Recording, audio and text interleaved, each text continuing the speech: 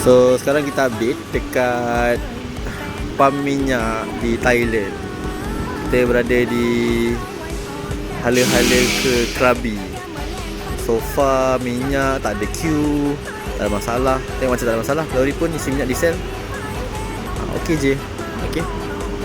Sebelah pun tengah okey, diesel dekat sebelah tu.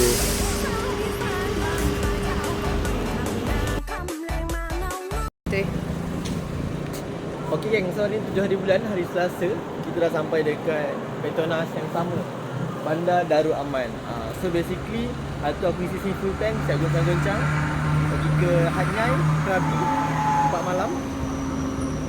Tak cukup. So apa isi dalam sekali dalam 1200 baht, 1300 baht macam tu. Then sampai sini ada lagi suku. Jadi kita pergi balik before masa jom. Alhamdulillah setelah 5 hari 4 malam dekat Hat Yai dan Krabi, patah balik.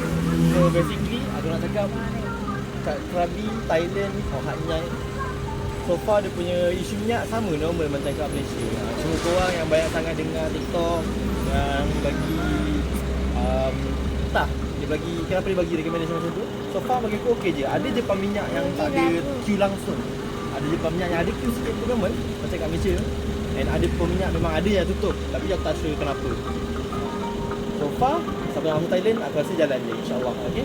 And aku ada juga tanya akak tu, dia kata okey je. Lagi dia flight Malaysia dia akan bagi je full tank bagi orang tanah kita sangkut kat dalam. Okey. So siasat dulu apa-apa boleh contact SMT Rental kalau tanya apa-apa. Okey. Minyak yang kita full tank semua dekat Darul Aman hari tu. Okay, so basically Petronas hari tu kita dekat Bandar Darul Aman, dan hari ni kita sama Bandar Darul Aman. Satu tank tarian tak cukup sampai ke Krabi, kita top up sikit. Then ciao. Okay. Okay, no issue. No. No issue. No limit, no limit. No limit. Full tank okay? Full? Okay. Okay. Asal korang yang cakap pasal diesel Thailand yang tak okey lah, yang tak apa, queue panjang lah apalah, boleh dengar tapi kena disiasat. Okay, and then jangan sebarkan berita yang tak sahih. Bagi aku dah pergi Hat Yai, Krabi, patah balik semua, lebih kurang semua pam minyak masih tak ada masalah apa-apa pun. Okay, SMT Rental. Thank you guys.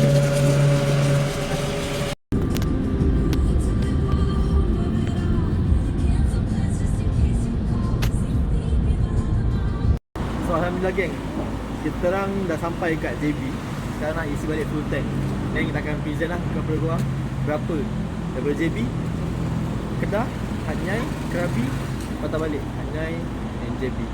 Berapa total cost untuk minyak saja untuk Hyundai Staria. Okey, minyak sekarang harga RM6.22 untuk B7 warna biru. Okey, stay tune, SMT Car Rental.